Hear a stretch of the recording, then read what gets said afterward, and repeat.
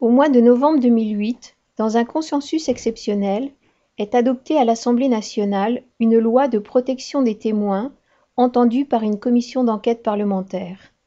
Une loi dont l'objet et l'impartialité sont très discutables. Petit retour en arrière. Jeudi 3 avril 2008, Assemblée nationale, session ordinaire du Parlement. Discussion de ce qui est alors une proposition de loi. 2 extraits significatifs. Intervention du député Jean-Luc Warsmann. Si en accordant aux témoins la protection d'une immunité relative, nous renforçons notre mode de travail, nous accroissons du même coup les risques d'instrumentalisation de nos commissions d'enquête, notamment par des témoins que nous avons convoqués et qui s'en serviraient comme d'une tribune qu'ils pourraient être tentés d'utiliser de manière mal intentionnée en vue de régler des comptes. Deuxième extrait, propos tenus par Jean-Jacques Urvoas. Étant novice, mes propos seront nécessairement prudents. Il n'en demeure pas moins que je suis gêné par les échanges que nous venons d'avoir et sur la focalisation sur un seul type de commission d'enquête. De fait, les discussions tournent toutes autour d'un sujet qui n'est pas annoncé dans les textes de la future loi, la lutte contre les sectes. Les défenseurs du texte de loi sont d'ailleurs pour la plupart des militants anti-sectes de longue date. Un début d'explication avec cet extrait de l'émission Question d'actu, diffusée par LCI le 21 février 2008. Lorsque j'ai témoigné devant la commission d'enquête parlementaire secte et mineurs qu'a présidé M. Fenech, des poursuites s'en sont suivies tout de suite après. J'ai été attaqué en diffamation. Alors là-dessus, nous avons une proposition de loi du président de l'Assemblée nationale, M. Accoyer, qui veut modifier le fonctionnement des commissions d'enquête pour que les témoins qui soient convoqués par les commissions d'enquête bénéficient de la même immunité que les parlementaires. Moi, je n'ai pas été poursuivi dans ce cadre, puisque j'avais l'immunité. Par contre, Nicolas Jaquette et d'autres personnes qu'on a auditionnées sont actuellement dans les tribunaux et doivent prendre en charge leurs frais d'avocat, ce qui est quand même très compliqué. De nombreux témoignages mis en avant par les 3 commissions d'enquête parlementaire sur les sectes ont été attaqués pour diffamation. Maître Laurent Inquer a représenté un mouvement spirituel dans un procès qui a vu la condamnation d'un certain Michel Gilbert pour des propos diffamatoires à l'encontre de ce mouvement. 17e chambre correctionnelle, M. Michel Gilbert arrive.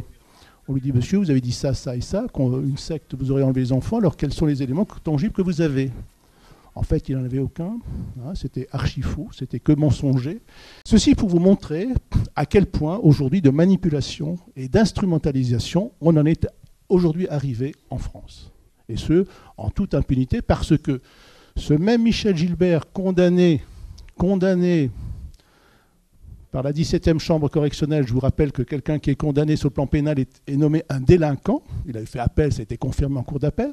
Ce même Michel Gilbert a été réentendu par M. Fenech lors de la 3e commission parlementaire sur les enfants, il y a 1 an, et a redit exactement la même chose. Ce témoignage, mais aussi le manque de sérieux et la partialité plus générale des 3 commissions d'enquête parlementaire sur les sectes, montrent que les inquiétudes exprimées par messieurs Warsmann et Urvoas sont bien fondées et que l'instrumentalisation des commissions d'enquête parlementaire est déjà effective, avec parfois le soutien implicite des députés qui y participent.